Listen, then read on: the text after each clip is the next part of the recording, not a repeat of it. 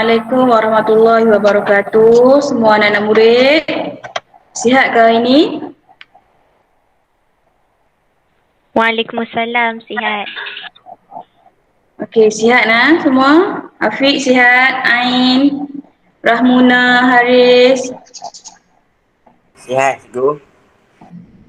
Okey, kalau semua sihat hari ini, kamu boleh masuk kelas hari ini semua. Bersyukur tak lagi?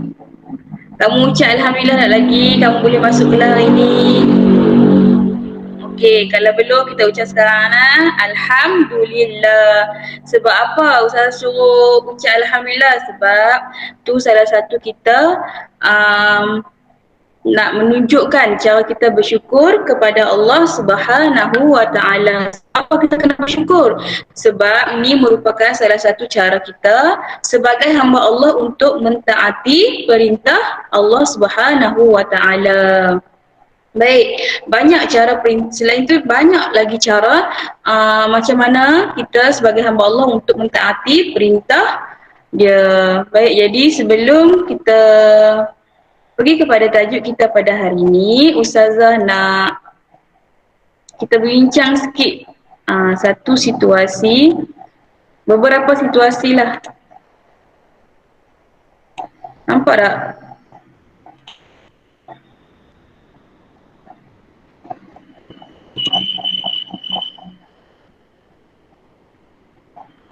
Nampak tak slide ni semua?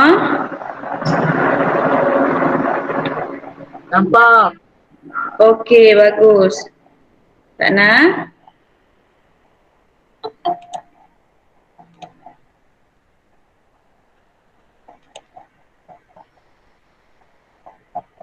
Ada lagi nak masuk?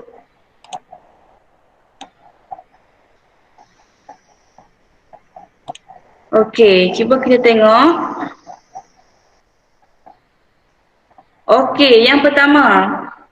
Perkara paling utama, kalau kamu pergi ke pasar raya ataupun supermarket ataupun lebih senang lagi kita duduk dekat sini ni, Long Wan tu lah. Kalau kita pergi Long Wan tu, kalau kita pergi pasar raya mana-mana pun, apa perkara pertama yang kita akan tengok dulu kita nak pilih makanan tersebut ataupun kita nak beli makanan tersebut, apakah perkara utama yang kamu tengok dulu? Apakah panduan kamu memilih makanan di pasar raya? Apa perkara utama? Siapa boleh bagi tahu? Makanan tu halal ataupun tidak. Ya, betul. Siapa yang jawab tu? Alia. Betul, Alia. Apa perkara utama yang kita akan tengok dulu adalah tanda halal. Kita tengok dulu, kita cek dulu makanan ni halal ke tak, sesuai ke tak untuk kita sebagai umat Islam kan. Jadi, okey, betul. Apa yang dinyatakan oleh Alia tersebut. Okey, yang seterusnya, yang kedua. Ni gambar apa ni? Berkaitan apa? Ni gambar restoran. Okey, jadi contoh kalau kamu pergi jalan jauh kan, kamu berhenti dekat satu R&R. Lepas tu kamu nak makan kan. Jadi macam mana pemilihan restoran ataupun gerai makanan yang baik untuk kita? Apa? Selain daripada halal, apa yang kita tengok? Kedai tu bersih ke tak? Ya? Kedai tu bersih ke tak? Bersih ke tak? Ya, macam tengoklah kedai tu bersih ke tidak macam tu. Okey, ya betul. Jadi macam siapa ni ya, Bismi Dini cakap, okey betul lah yang cakap tu. Selain daripada tu kita juga mesti tengok restoran ataupun gerai yang kita nak pilih tu mesti bersih. Selain daripada halal kita mesti bersih. Okey, situasi yang ketiga. Okey, ni apa ni? Gambar? Memburu haiwan.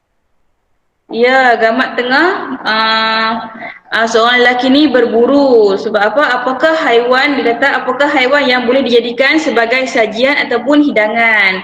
Jadi banyak haiwan yang kita boleh dapat sebagai makanan kita. Selain daripada berburu, kita juga boleh kita boleh mendapatkan dengan cara pergi laut, lepas tu boleh makan tersebut boleh dapat dengan di darat, sama ada di darat, haiwan tu di darat, di laut ataupun dengan haiwan buruan. Okey, tapi kita mesti pilih haiwan yang halal dimakan mengikut syarak Islam. Jadi daripada ketiga-tiga situasi yang ustazah kita bincangkan bersama tadi, agak-agak apa tajuk yang kita akan pelajari hari ini? Siapa boleh bagi tahu? Makanan halal lagi baik. Ya, betul. Makanan halal lagi baik. Okey, terima kasih Alia. Tolong bagi tahu ke kawan lain kalau ada jawapan, jangan sesegan, jangan malu. Respon je, okey? Okey, jadi tajuk kita yang akan pelajari hari ini, Ustazah akan ajak kamu berkaitan dengan makanan halal lagi baik. Jadi sebelum tu, Ustazah nak ucap tahniah dulu kamu berjaya hadir PDPR hari ini. Okey.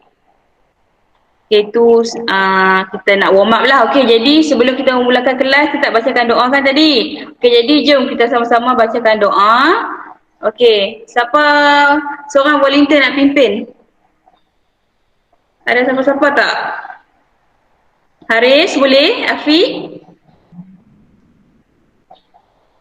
Okey, sama-sama buka mic, jom kita baca sama-sama. Okey? Bismillahirrahmanirrahim. Allahumma aftah alaina hikmataka wa anshur alaina min khazaini rahmatika ya arhamar rahimin. Rabbi shrah li sadri wa yassir li amri wahlul 'uqdatam min lisani yafqahu qawli. Rabbi zidni ilma wa zidni fahma. Amin amin. Amin amin ya rabbal alamin. Baik, semua dah baca doa nah. Okey, jadi tajuk yang akan kita pelajari hari ini adalah tajuk makanan halal lagi baik. Pada pelajaran 9 dalam bidang Al-Quran, anak-anak murid semua boleh buka buku teks Pendidikan Islam tingkatan 1, muka surat 43 sehingga 48. Okey? Semua ada buku teks kan? Ada tak buku teks? Ada. Okey, bagus. Okey. Seterusnya, okey, ayat Al-Quran dan terjemahan. Kamu cuba dengar dan tengoklah cara bacaan ustazah. Tengok mulut ustazah ni macam mana ustazah sebut nah. Okey, kalau kamu tak jelas dekat sini, kamu tengok dekat buku teks lah. Okey. A'udzubillahi minasyaitonirrajim.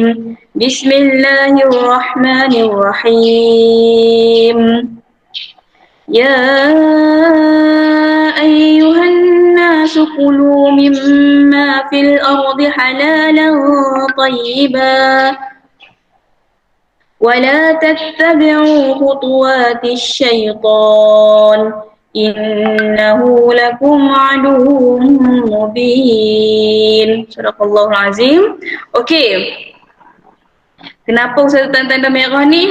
Sekali lagi kita bincang lah. Okey, yang bermaksud ya ayyuhan nas, wahai manusia, kulu mimma fil ardi halalan tayyiban. Makanlah daripada apa-apa yang terdapat di bumi yang halal lagi baik. Ni tengok ni, halalan tayyiban. Yang halal lagi apa? Yang halal lagi baik. Ya, betul Alia. Okey, wala tattabi'u, dan janganlah kamu mengikut jejak langkah syaitan. Innahu, sesungguhnya syaitan itu musuh kamu yang nyata. Okey, faham maksud tu saya dah potong-potong tadi. Okey, ni daripada surah Al-Baqarah ayat 168. Baik. Jadi apa yang Ustazah tanda-tanda merah ni? Okey, jom kita tengok satu persatu. Ya ayyuha. Okey, jadi apa hukum tajwid dia dekat sini? Siapa boleh bagi tahu? Mat apa? Okey. Okey, Ustazah terang lah. Ya ayyuha. Ya tu panjang kan? Baca panjang berapa harakat? 4 atau 5 harakat. Sebab apa? Sebab hukumnya adalah mat jaiz munfasil. Kenapa mat jaiz munfasil? Okey, sebab ya ni satu kalimah, hamzah kalimah, walaupun dia nampak macam satu kalimah, tapi dia sebenarnya adalah dua kalimah. Ya satu kalimah, hamzah satu kalimah. Jadi dia ada berapa kalimah ni? Dia ada berapa kalimah anak-anak murid? Dua kalimah, betul Alia. Okey, jadi bila dua kalimah dia jadi mad jaiz munfasil. Kalau satu kalimah dia jadi mad wajib muttasil. Faham nah? Clear kat situ? Okey, mimma. Mimma ni baca macam mana? Mimma. Apa hukum dia? Bila ada tanda sabdu, tanda syaddah ni, kita wajib dengung. Mimma. Okey, halalan thayyiban, tanwin bertemu ta. Hukum dia apa? Ha? Hukum dia ikhfa. Okey, ni pula hukum dia mat silah qasirah. Sebab apa? Selepas dia tak ada hamzah. Kalau selepas dia ada hamzah, dia akan jadi mat silah tawilah. Dia baca dengan panjang. Yang ni dia baca dengan dua harakat lah. Sebab dia tak ada tanda, tak ada huruf hamzah selepas tu. Yang ni aduum mubin, dengung juga nah. Okey, faham setakat tu? Faham? Luqman, Haris, Afiq, Rahmuna, faham? Faham. Okey. Faham. Okey. Okey, ini yang kita nak tengok ni, makanan halal. Apa maksud makanan halal dan makanan haram ni? Okey, buka surat 45 kalau tak nampak dekat sini. Okey, makanan halal ni bermaksud makanan yang dibenarkan oleh syarak, yang dibenarkan di dalam Islam, yang dibenarkan oleh Allah Subhanahu Wa Taala sahaja. Manakala makanan haram pula, makanan yang dilaranglah oleh syarak, makanan yang dilaranglah dalam Islam. Okey? Semua tahu kot makanan yang haram yang dilarang dalam Islam kan? Banyak sangatlah. Okey. Jadi kita tengok pula keharusan sesuatu makanan bergantung kepada aspek. Dia ada 3 aspek keharusan suatu makanan tu. Yang pertama, ramuan dari sumber halal. Yang kedua, cara penyediaan ataupun pemprosesan makanan tersebut. Dan yang ketiga, cara kita mendapatkan makanan. Okey, kadang ada yang mencuri, ada yang merasuah, ada yang dia dapat makanan tersebut daripada hasil rasuah, daripada hasil mencuri. Jadi benda tu dilaranglah. Jadi benda tu pun mempengaruhi makanan kita halal ataupun tidak. Okay, jadi benda tu kita jangan buatlah. Okay. Cara penyediaan dan pemprosesan pun kita kena tengok baliklah macam mana kita menyediakan, adakah dia menepati hukum syarak Islam, adakah dalam tempat keadaan yang bersih. Ramuan yang kita ambil itu pula adalah ramuan yang betul-betul daripada sukatan halal semua tu lah. Okey. Contoh kalau kita tengok makan ramen semua tu, semua pernah makan ramen kan? Siapa pernah? Tipulah tak pernah kan? Semua pernah makan ramen semua tu kan. Jadi kadang-kadang ramuan tu juga kita kena tengok. Ya, ada yang daripada kilang-kilang yang halal lah. Jadi kita boleh makan lah kalau ramuan tu dari sumber halal dan tidak diragui. Okey. Ni logo apa ni? Siapa boleh bagi tahu?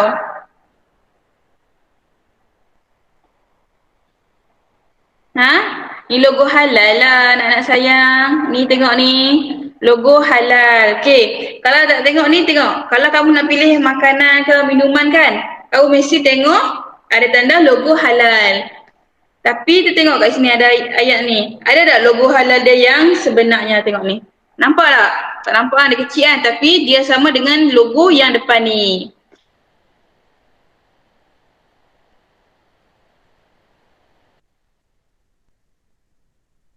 Logo halal yang mereka buat, mereka tiru semua tu kan. Jadi kita kena check jugalah logo halal tu. Sama ada logo halal tu betul-betul dia yang dibenarkan dalam, memang betul-betul yang kita punya lah. So kita kena check jugalah logo halal tu. Selain daripada kita check ramuan-ramuan dia, kita kena tengok juga logo halal tersebut. Okey, faham?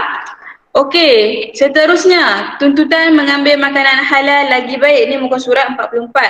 Okey, Ustazah baca nah. Thumma zakara rajula yutilu safara ash'ata aghbara yamuddu yadayhi ila samai ya rabbi Ya Rabbi wa mat'amuhu haramun wa mashrabuhu haram wa malbasuhu haram wa ghudiya bil haram fa anna yustajabu lizalika. Baik, yang bermaksud setelah itu Rasulullah sallallahu alaihi wasallam menyebut tentang seorang lelaki yang sedang dalam perjalanan yang jauh. Okay, jadi perjalanan jauh ni merupakan dia seorang musafir lah. Jadi kita tahu apabila dia musafir maka doanya mustajab. Macam kenapa mustajab? Sebab doa orang musafir ni dia dia memang dia doa pilah apapun maka Allah akan perkenakan doanya. Jadi sebab tu apabila kita musafir kita digalakkan banyak berdoa. Okey. Berkeadaan kusut masai dan berdebu menadah tangan ke langit sambil berdoa. Wahai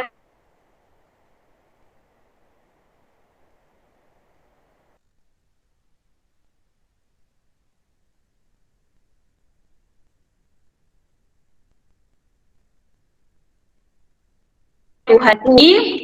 Dekat sini siapa boleh bagi tahu? Okey, cuba tengok nah dekat sini dia cakap apa? Makanan, minuman, pakaian dia dari sumber yang haram. Maka bagaimanakah Allah akan memperkenankan doanya. Jadi walaupun tak guna jugalah walaupun kita ni seorang yang bermusafir pergi perjalanan yang jauh, Allah perkenankan doa dia, tapi sebabkan satu benda yang dia buat iaitu apa? Makanan dia haram, minuman dia haram, dia pakai pakaian yang haram, maka Allah tak akan memperkenankan doanya. Jadi kita jaga-jaga dekat situ kita nampak benda ni kecil tapi sebenarnya dia mempengaruhi kehidupan kita. Okey? Faham semua anak-anak murid kat sini? Alia, Rahmuna, Afiq? Faham. Okey. Faham. Saya tanya. Okey. Seterusnya, tahukah anda ciri-ciri makanan yang baik adalah seperti apa? Yang pertama, cuba sebut. Ni, tengok anak panah ni. Apa? Makanan yang bersih. Ya, betul. Yang kedua. Berkhasiat. Ya. Yang ketiga. Berkhasiat. Okey, yang keempat. Mengikut keperluan. Okey, bagus. Okey, terima kasih yang respon. Okey, jadi ada 4 ciri-ciri makanan yang baik yang kita kena tengok. Yang pertama bersih, yang kedua mestilah berkhasiat, yang ketiga mestilah seimbang dan yang keempat ciri-ciri makanan yang baik itu adalah mengikut keperluan dan bukan kehendak kita. Kita ambil makanan tersebut dalam kuantiti yang diperlukan sahaja. Okey? Sebab apa kita tak nak memudaratkan kesihatan kita nanti. Okey? Yang ni semua tahulah kot. Okey, yang seterusnya kita pergi pula akibat pengambilan makanan yang haram. Okey. Jadi dia banyak kesan-kesan kepada diri kita, kepada kehidupan kita apabila kita mengambil makanan yang haram. Yang pertama apa anak-anak cuba sebut? Hati menjadi keras. Keras. Bila kita makan benda yang elok ni, maka hati kita akan jadi keras lah. Jadi kita kena jaga-jaga dalam pengambilan makanan kita. Kadang makanan kita yang halal pun kalau kita ambil dalam makanan yang tak berfaedah, yang tak bermanfaat dalam kuantiti yang tidak diperlukan, maka benda tu pun akan mengganggu sedikitlah kita punya tubuh badan. Okey, yang kedua apa? Kecerdasan minda terganggu. Ya, betul. Yang ketiga Tidak merasai kemanisan merasai ibadah. kalau kita ambil makan yang haram, kita rasa malas nak solat, kita rasa malas nak puasa, kita rasa macam kita buat ibadah tu secara sambil lewa. Jadi benda ni pun akan mempengaruhi kehidupan kita lah, mempengaruhi ibadah kita sebagai umat Islam. Jadi kita kena hati-hati. Okey, yang keempat apa? Terdorong melakukan dosa. Ya, terdorong melakukan dosa. Yang kelima, berada dalam keadaan keluh kesah. Bila kita ambil makanan yang haram ni, akibat dia kita rasa kita selalu mengeluh, kita selalu nak sikit nak mengeluh, sikit kita nak bongok, masalah ujian ni sikit kita nak bongok, jadi macam ni sikit kita nak bongok. Jadi benda tu pun akan memberi kesan lah kepada diri kita. Okey, dan yang terakhir adalah ni yang paling sangat Kita kena berjaga-jagalah. Apabila doa tak mustajab, maka ni adalah salah satu kermurkaan daripada Allah Subhanahu wa taala. Okey. Jadi kita mesti berjaga-jaga dalam pengambilan makanan kita. Kita kena mesti cek halal atau haram. Okey. Banyak lagi akibat-akibat dan yang lain. Jadi Ustazah ambil yang penting-penting ni lah. Okey. Yang lain kamu boleh tengok muka surat 46. Okey. Seterusnya kita pergi pula kepada perbezaan makanan halal dan haram. Kita tengok dekat sini. Okey, perbezaan dia kita akan tengok daripada 5 aspek. Yang pertama aspek bahan, yang kedua aspek proses, ketiga aspek kandungan, yang keempat aspek kebersihan dan yang kelima sumber. Okey. Yang pertama, kita tengok yang halal dengan haram. Kalau bahan dia, kalau makanan halal mestilah dia halal dimakan, dan yang kalau haram mesti haram dimakan. Kalau proses makanan halal mesti dia sembelih mengikut syarak. Kalau kita sembelih ayam tu kita bagi orang dia putui. Kalau haram ni dia tak mengikut syarak. Okey, manakala kandungan dia pula, kandungan ni bebas daripada najis dan kotoran. Manakala dia berlawanan dengan haram, dia bercampur najis dan kotoran. Okey, kebersihan pula disimpan di tempat yang suci. Kalau haram disimpan di tempat yang kotor. Begitu juga dengan sumber. Kalau halal mestilah kita dapat daripada sumber yang sah. Kita bekerja yang halal dapat daripada duit tu, kita ambil beli makanan yang halal, beli benda makanan yang baik untuk kesihatan. Okey. Kalau haram ni daripada sumber yang haram lah, macam mencuri, merompak, lepas tu merasuah macam tu daripada sumber tu, maka dia pun akan mempengaruhi makanan kita halal atau haram. Okey. Okey, pengajaran ayat. Siapa boleh baca kat sini? Satu, siapa nak baca? Alia?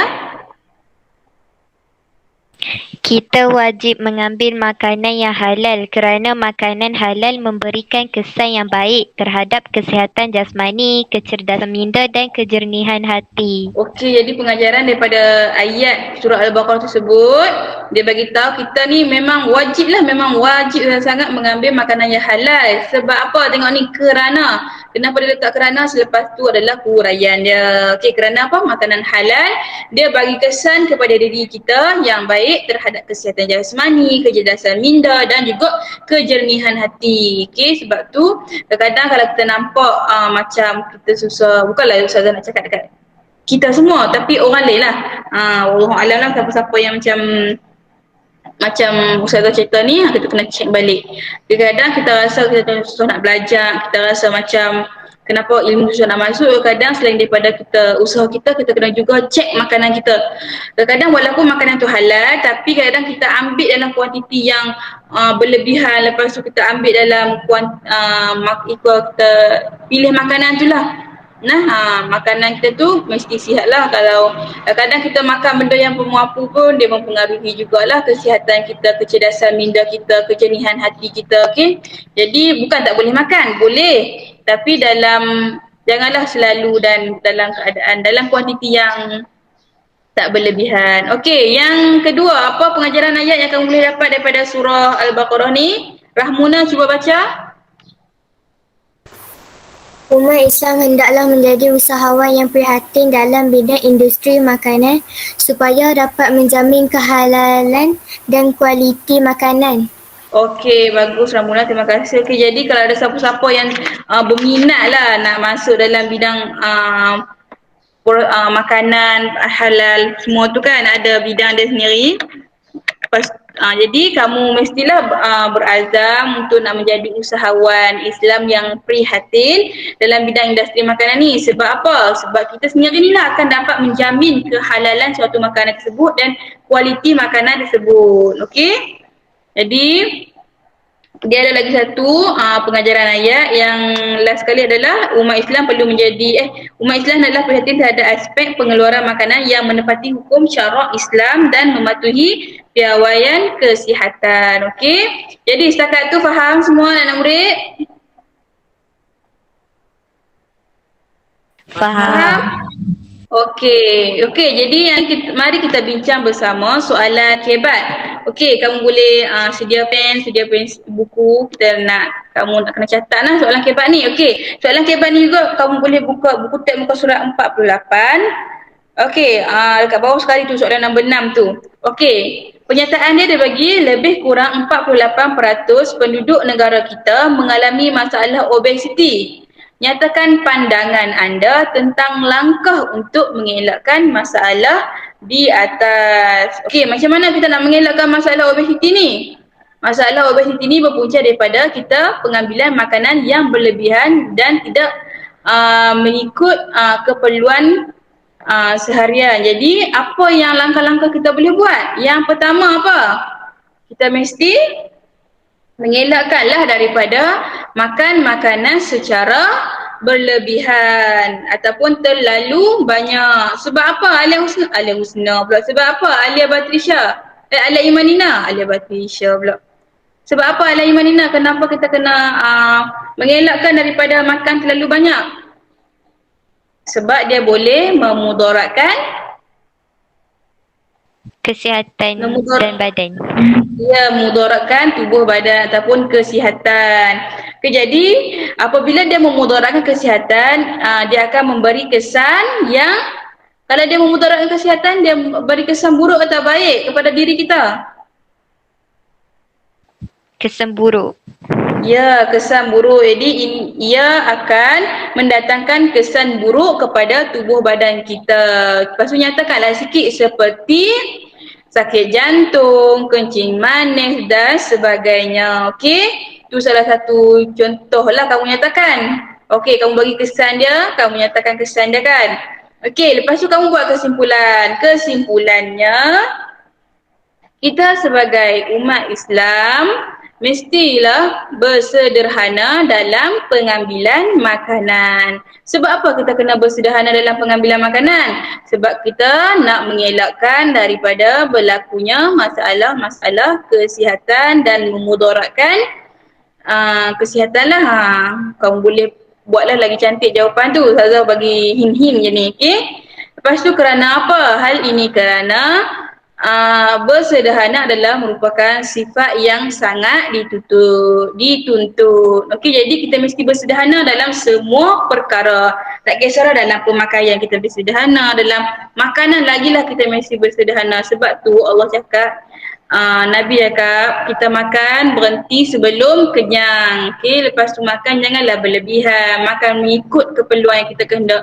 Bukan tak boleh nak makan, boleh nak makan banyak, tapi kita ambil sikit dulu. Lepas tu kalau rasa sedap lagi, kita lapar lagi, kita tambah lagi. Kita ambil dalam bersederhana lah. Okey, faham semua setakat tu? Ada apa-apa nak tanya? Ada apa-apa nak bagi jawapan dekat soalan ni? Anis Batisha boleh?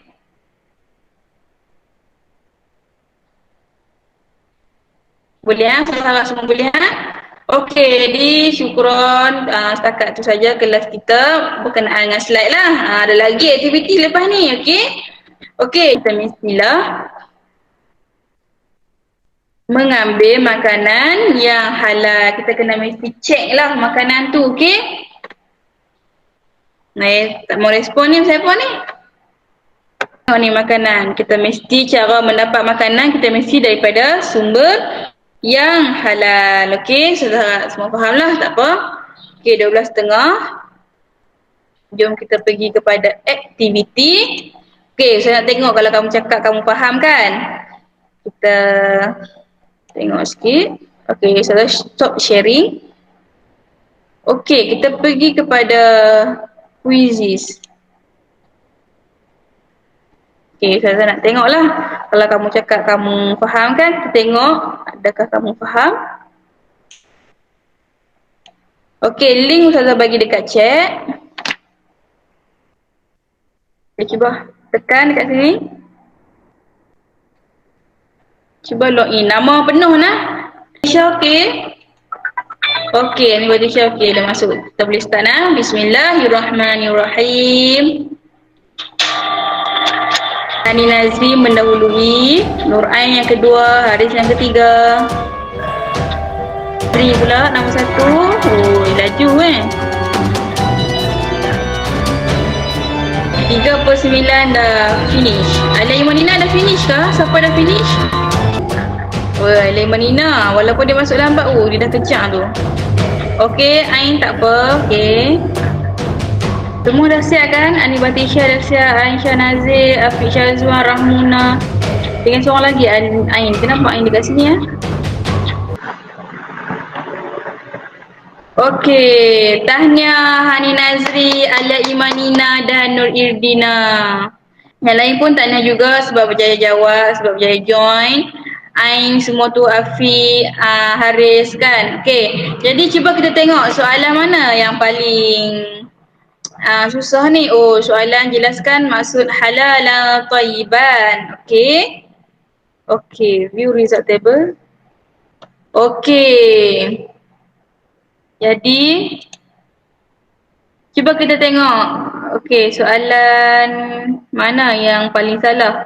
Okey, yang soalan makanan logo tu kan. Siapa yang ni kan? Okey, jawapan dah adalah JAKIM, bukan Jabatan Agama Bahagian Makanan. Okey, ramai tak salah. Okey, yang Alai Maina betul. Okey. Tengok balik. Okey, boleh tengok. Okey, paling salah tadi adalah ni. Ni kan, siapakah yang bertanggungjawab mengeluarkan logo halal ni? Jawapannya adalah JAKIM. Okey, tengok soalan.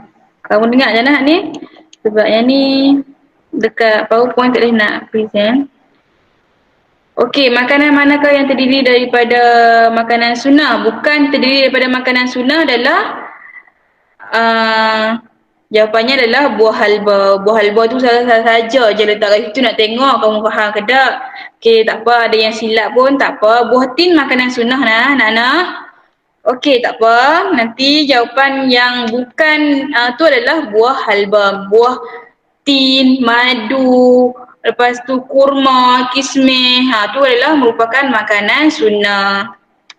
Okey, intisari ayat yang dikaitkan berdasarkan ayat surah Al-Baqarah tadi tu adalah ada yang tak jawab tak apa. Okey, kebanyakan yang betul.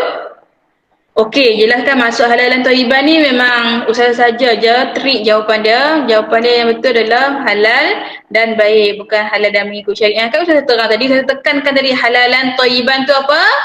Halal dan baik ataupun halal lagi baik. Okey.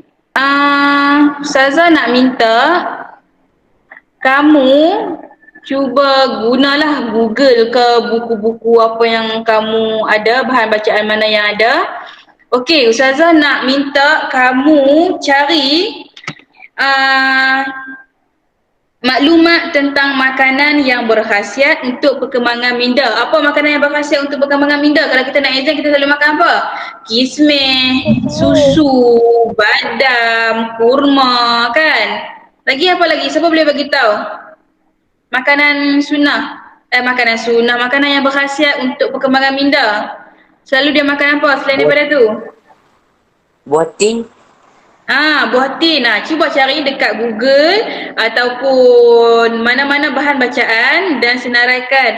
Okey, maklumat tentang makanan-makanan tersebut yang baguslah untuk perkembangan minda kamu. Okey, boleh semua? Yang ni tugasan untuk semua Cari maklumat, lepas tu kamu cuba bagi tahu Ustazah. Ustazah nak dengar suara kamu pula. Ustazah je cakap, Ustazah nak dengar kamu pula. Okey, saya bagi masa 5 minit saja. Apabila kamu dah cari maklumat tentang makanan-makanan yang kamu rasa berkhasiat untuk perkembangan minda, satu makanan je, tak payah banyak-banyak, satu je. Kalau kamu rasa kamu nak ambil buah tin je, tak payah ambil susu dah semua tu, okey? Okey, ambil itu, lepas tu Ustazah nak kamu hasilkan satu video ataupun poster. Poster nanti Ustazah guide kamu macam mana nak buat poster.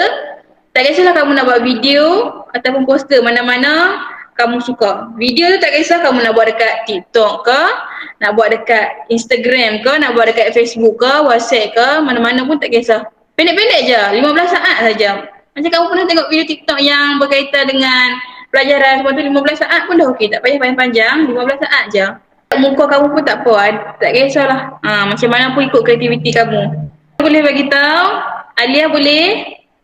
Rahmuna, simple-simple je, tak payah panjang-panjang, tak payah banyak-banyak. Ada 5, ya bagus Rahmuna, ada 5. Ustazah pun tak teringat. Ya bagus, ada 5. Okey? Ustazah, kurma. Kurma. Kurma pun boleh. Khasiat Apa dia adalah khasiat bantu kurma? memperkembangkan otak manusia. Ya, okey bagus. Lagi, kalau boleh, contoh kalau macam siapa Bismi ni, nama kamu?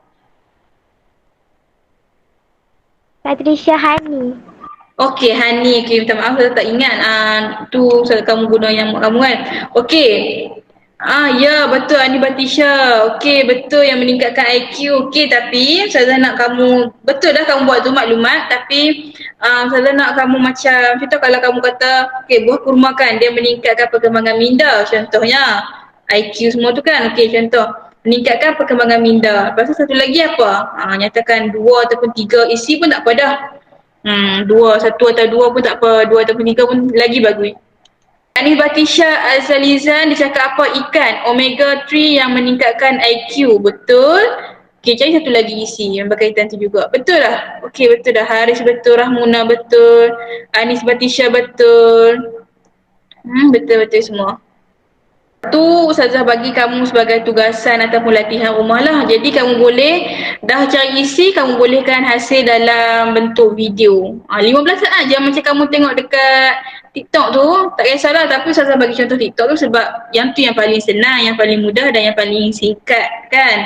Okay, jadi semua pun ada TikTok Ustazah rasa kan. Jadi kita gunakan platform TikTok tu dengan pelajaran kita dengan lebih bermanfaat lah. Bukan kita boleh tengok, orang lain pun boleh tengok. Okay, Ustazah akan akhiri kelas kita. Tapi sebelum tu, Ustazah nak minta siapa volunteer boleh simpulkan apa yang kamu faham dari tajuk yang kita pelajari hari ini berkaitan dengan makanan halal yang baik. Cuba boleh bagi tahu.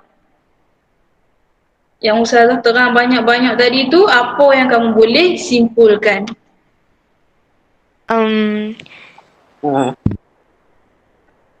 Okey, tak apa. Kita bagi Alia dulu, lepas tu Haris.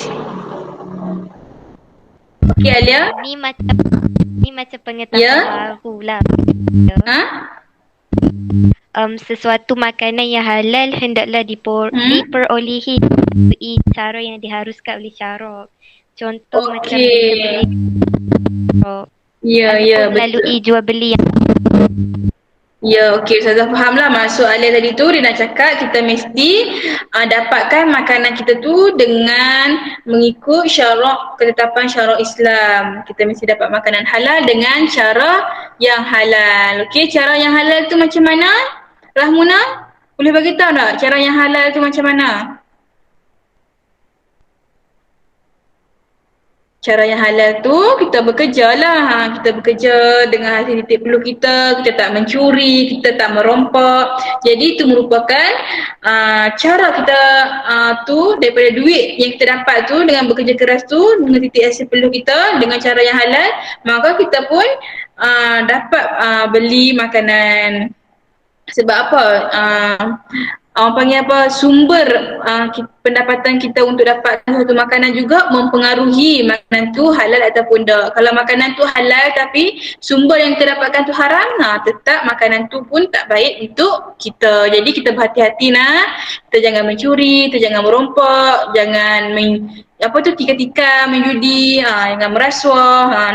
Jadi benda tu mempengaruhilah. Jadi dia akan bagi kesan terhadap tubuh badan kita, makanan kita badan kita. Sebab apa? Makanan yang kita akan makan tu akan mengalir, akan jadi darah daging kita. So kita kena berhati-hatilah dekat situ. Okey, Haris, apa kamu nak cakap tadi?